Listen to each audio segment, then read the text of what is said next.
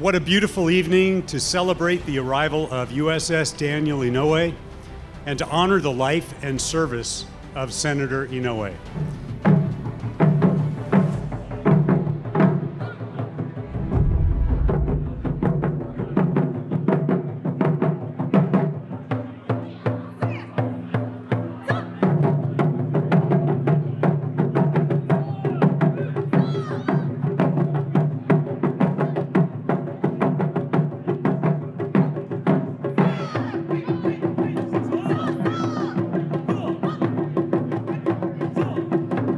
Please welcome Admiral Tom Fargo, co-chair of the USS Daniel Inouye Commissioning Committee.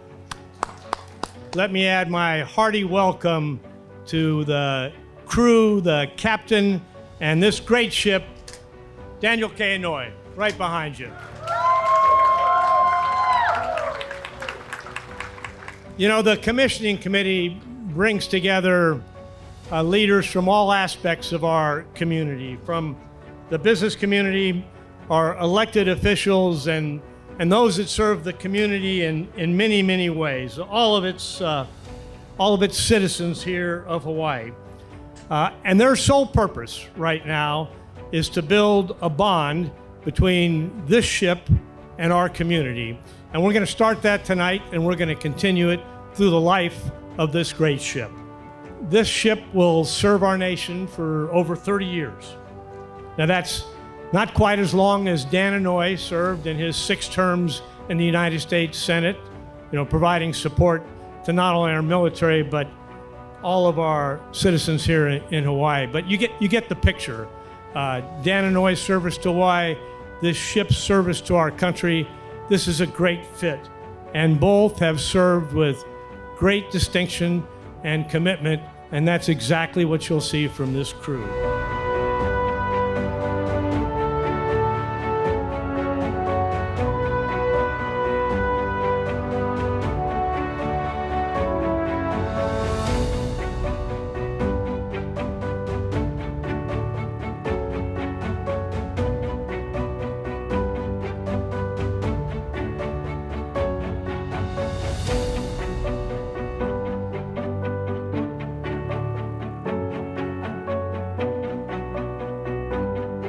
Now it's my great pleasure to introduce the Commander of the United States Pacific Fleet, Admiral Sam Paparo.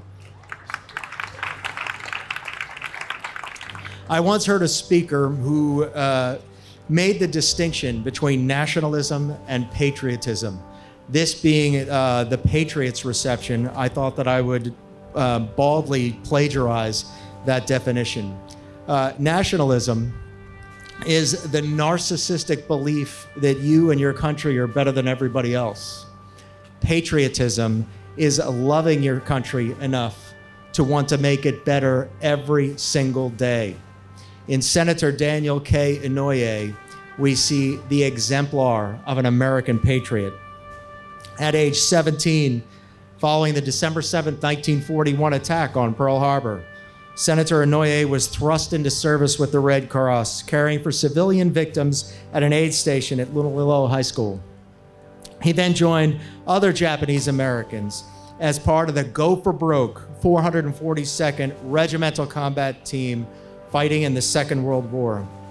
On April 21st, 1945, in Italy, Senator Inouye employed grenades and gunfire to neutralize 2 German machine gun nests. Even though gravely wounded by a sniper's bullet, he relentlessly attacked even after a rifle grenade had shattered his right arm, ultimately losing that arm to amputation. In June of 2000, Senator Inouye was honored along with 21 of his battle buddies. They were awarded the Medal of Honor for their service in the Second World War. And ever humble, Senator Inouye took his place among the rank of his teammates as they received our nation's very greatest honor. As Senator, Daniel K. Inouye is synonymous with the relentless dedication to our nation's security and its well-being. He was instrumental in securing the great battleship's return, Missouri's return to Pearl Harbor, The ship, mothballed in Bremerton, Washington, Senator Inouye shepherded the necessary legislation. Today, the USS Missouri is proudly moored near the USS Arizona, marking the grievous beginning and the ascendant triumph of our nation and the community of nations, marking the end of the Second World War. Earlier this week, this magnificent warship that you see here over my right shoulder, USS Daniel Inouye, an Arleigh Burke-class guided missile destroyer, arrived in its home port. And in 18 days, we will commission this great ship into the fleet. Arleigh Burke-class destroyers are the backbone of the United States Navy's surface fleet and absolutely critical to today's Navy and for the future navies. Highly capable and multi-mission, this great warship conducts a variety of missions, from peacetime presence to crisis management to sea control and power projection, all in support of the United States military strategy and, in fact, ensuring the security and the well-being of our great nation, just as its namesake, Senator Daniel K. Inouye, did. But it's more than just a warship. This ship will be represented by its fighting crew, 300 American sailors coming from all walks of life, all coming together, all honoring the namesake family, and all taking the go for broke spirit of fighting for the security and well-being in our nation. Ladies and gentlemen, this evening, it's my very great pleasure to introduce the governor of the great and wondrous state of Hawaii, Governor David E. Gay. Thank you. It is truly a privilege to stand before you to welcome the USS Dan Inouye in honor of the late Senator Dan Inouye's exceptional 53 years of public service to his country. I want to welcome the 300 plus crew members, the men and women who have journeyed from coast to coast, Maine to Hawaii, on a 2-month voyage that included a transit through 2 oceans, the Panama Canal, and honoring the islands tour through Hilo, Kahului Bay, Nawiliwili, before home porting here at Pearl Harbor. As many of you know, Senator Inouye served in the U.S. Army during World War II as a member of the Go for Broke 100th Battalion, 442nd Regimental Combat Team. Senator Inouye was awarded the Congressional Medal of Honor, the Bronze Star, the Purple Heart with Cluster for his heroic actions during World War II. Later, in 2013, Senator Inouye was posthumously awarded the Presidential Medal of Freedom, becoming the first and only U.S. Senator to receive both the Medal of Freedom and the Medal of Honor. The Senator, like Don's and my father, who served in the 100th Battalion, 442nd, were part of the greatest generation that saw great upheaval and escalating conflicts in the world and responded to it by sacrificing what they could to make this world a better place so that future generations could live in peaceful times. To the late Senator Inouye, his late wife Irene, who served as a ship sponsor, and his son Ken Inouye and his family, we are so proud to honor this ship in his name, in his home state, and to pay tribute to Senator Inouye's steadfast leadership throughout his career, a life dedicated to strengthening national security and protecting American interests in the Indo-Pacific region. Just like all of you have done and will continue to do as you continue your service on the USS Dan Inouye and beyond. Mahalo and aloha. Ladies and gentlemen, please welcome Commander Don Ann Gilmore, the commanding officer of USS Daniel Inouye. This crew has felt the aloha spirit of the Hawaiian people and the Inouye Ohana. Whether it was a lei being assembled in Maine to go over the ship's bow, salt given as good wishes and blessings, Kona coffee for those long mid-watches, Hawaiian rolls at our command picnics, or the haka and hulu on the pier, just to name a few. There's been so very many more. My crew and this ship has been made to feel part of something more. You have given us the gift of not only welcoming, but a gift of belonging and a place in the legacy of an American hero. I also thank you for not only sharing those material things, but for your memories and the stories of Senator Inouye. It seems as if every person I meet has a story on how the senator has touched their life and is willing to share that story. A true testament to the character and to the courage of Senator Inouye. So please know that I cherish these conversations and will pass on those stories, as will my crew.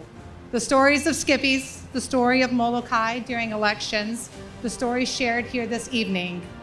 We will tell those stories along with those of the 442nd and the Senator's bravery, both in Washington, D.C. and also on the battlefield. Standing here in Hawaii as we prepare for commissioning, I am also thankful for the service and the sacrifice of those who have come before us, to include the 442nd Regimental Combat Team. Sailing into Pearl Harbor and seeing the bookends of World War II, Arizona and Missouri, reminds us of why we are here and why the importance of a strong, capable, and agile Navy is to this nation. And I want you to know that behind me, the ship is well built, outfitted with cutting-edge technology, able to combat surface, air, and subsurface threats simultaneously, and filled with what I believe is our greatest asset: the over 300 capable, well-trained sailors. Rest assured, behind those smiles and crisp white uniforms are warriors. Warriors who are prepared to execute our nation's tasking. Warriors who are ready, whether that's crisis management, sea control, power projection. This crew and the future USS Daniel Inouye stands ready. Thank you again from the bottom of my heart for the warm welcome, abundance of kindness, and opportunity to experience our namesake through his memories and through the great state of Hawaii and the Inouye Ohana. Mahalo.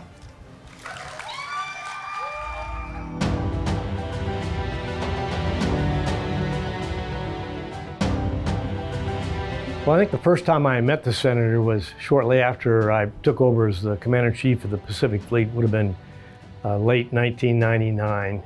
And he asked to pay a call and came by my office.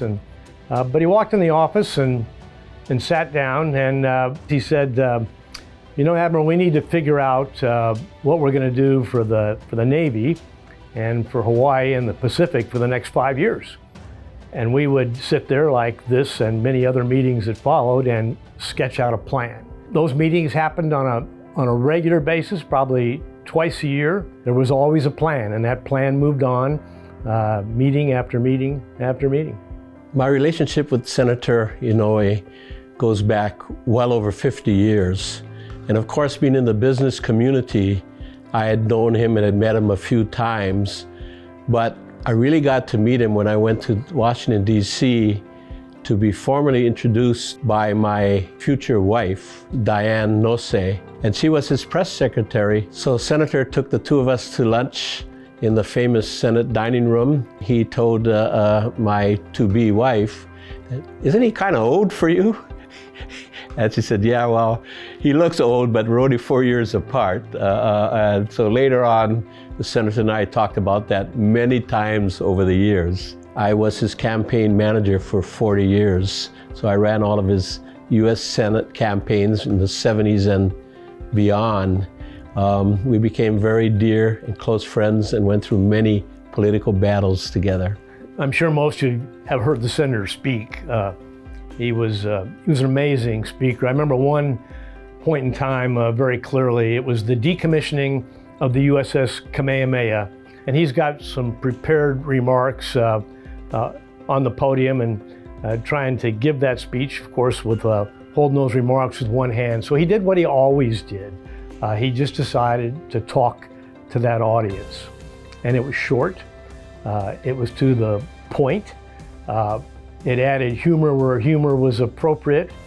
And the audience was absolutely riveted. And in my experience, that was a very typical example of how Senator Dan Inouye conveyed his message to this community and to any audience that had the great privilege to be with him on that day. He was a very unique person, but when we'd be in a much smaller group, sometimes just a couple of us, but he talked to us about some of the battles, and when he went into them and described the horror that young men felt and what they went through and his famous battles, it was really, really an emotional experience to be with him and to hear it firsthand. The most emotional I ever saw the senator get was at the 60th reunion of the 442, the Regimental Combat Team. And once again, he was the principal speaker, and my job was kind of open up the convention and introduce Senator Inouye. And it was pretty clear to me that this was a very important event for him.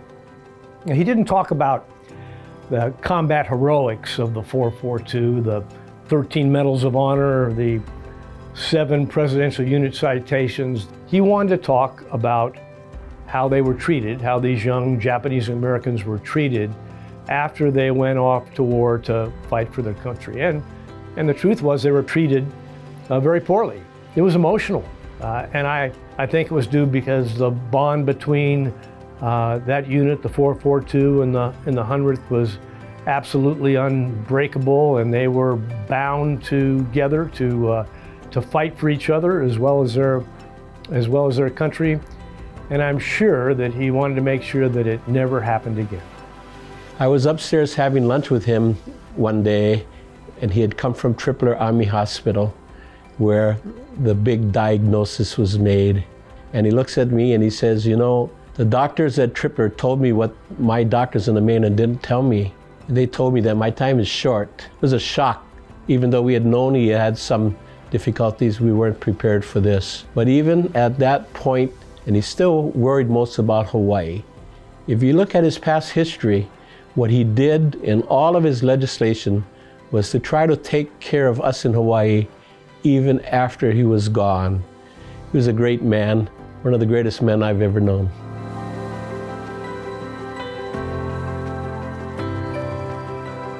Watching this video presentation and hearing folks talk about my father, it reminds me of when I was a child and growing up with him and watching him work so hard at what he was doing. And then years and years later, when people started to recognize the things he was doing, I remember one time we were coming back from a movie, and he says to me,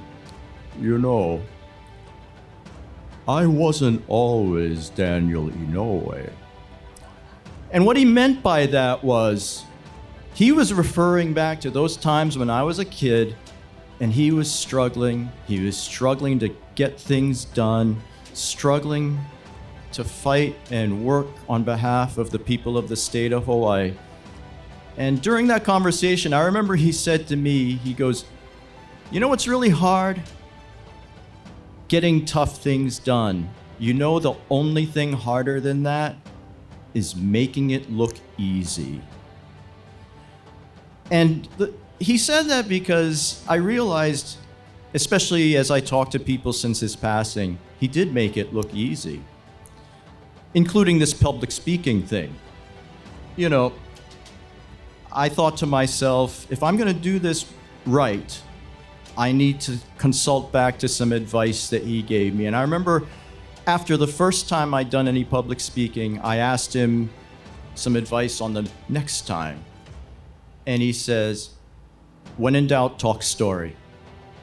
Don't use a script, just talk story. And when you do that, you'll be able to communicate what you think and why you think it, and people will appreciate your honesty. I said, okay. you have any other advice? And I'm going to have to say this in the voice for the full impact. Don't read your remarks. Good God. And I go, why not? Why not read my remarks? Because you're deadly boring when you read your remarks. Oh. So please humor me as I work to honor his memory by not using remarks. You know, I gotta be honest with you, when I took some time to separate from my family tonight and walk past the ship. And I kept thinking to myself, what would my father think of all this? This ship that's being named after him, this award, this American Patriot Award that he's being awarded posthumously. And I kept thinking about when he received the Medal of Honor. Because when he received the Medal of Honor, he got very contemplative. He got very serious. You know, I know there are a number of folks here who are serving right now, and I think that you know why he was probably very contemplative. Because in order to receive the Medal of Honor, you have to do or undergo something pretty unpleasant in order to get it. And he was very quiet when he would get home for several weeks after getting word that he was going to be receiving it. And, you know, in conversations with him, he would say to me, he would talk about how no man is an island, how he did not get here all by himself. He had a lot of help along the way. He had mentors, he had people who guided him, who led him, who gave him good advice. And he had, you know, all these ideas that he gets credit for. He says, they're not just my ideas, because no good idea is ever born in a vacuum. It comes from the result of many voices in the room working together. And you see, that's how he was. He understood that no one can do it alone. He couldn't do it alone. So he understood the value of teamwork. He understood the value of people working together as a unit,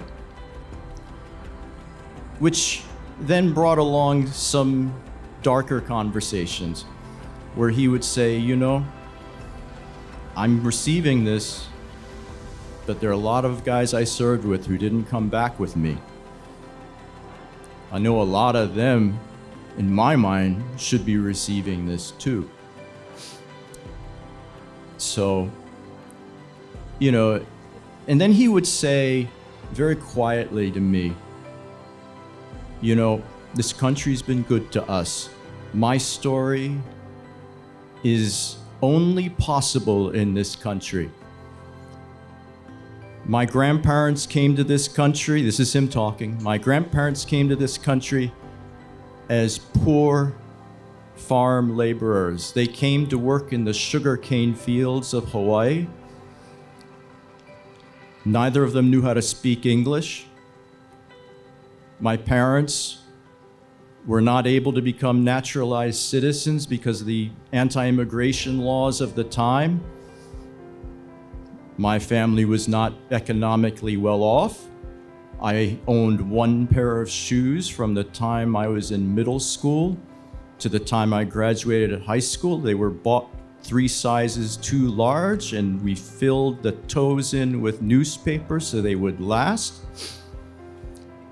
And then when Pearl Harbor happened, and I, along with thousands of other Japanese American men tried to sign up, we found that we were classified as 4C, enemy aliens unfit to serve.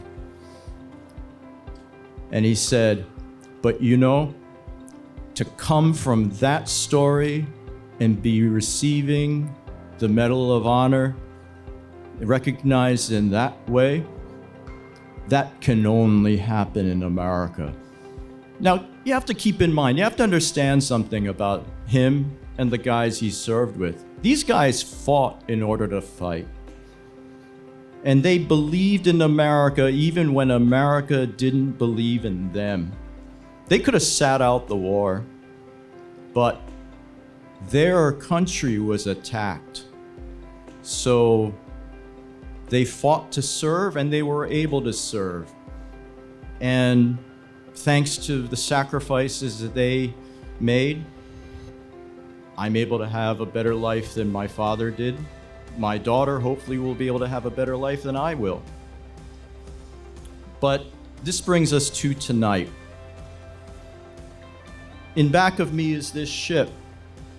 In front of me is this award. And this is all coming from a man who had probably the most unlikely of life histories being honored in such a way. And he was such a modest guy. I'm the one that's accepting and not him. So having said that, I want to thank you for allowing me to share my thoughts on this, and I want to thank you for your recognition of my father, and I want to thank the Navy League for a wonderful event like this tonight. Mahalo.